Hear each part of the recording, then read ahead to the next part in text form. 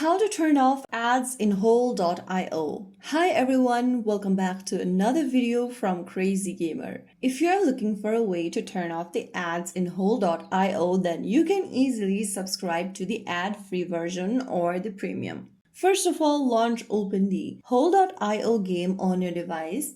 And once you're inside this page, go ahead and look for the ads option at the top right corner. In order to remove ads from your whole.io game, you'll need to subscribe to whole.io premium. To get the premium package, you'll need to click on this $11.61 option over here. It'll cost you that much in order to remove all the forced ads and get extra perks. Tap on the button and follow through the instructions, and you'll be able to purchase the ad-free version of whole.io. Simply go ahead and select your payment method, or if you have not done that yet, add your payment method and you'll be able to make the purchase. After you purchase for the ads-free experience or the premium version, you'll be able to disable ads permanently on whole.io game. After making the purchase, restart the application to make sure the ads are gone. So there you have it. That is how you can easily remove ads in the whole.io game. If you found the video helpful, don't forget to like, share, and subscribe to our channel.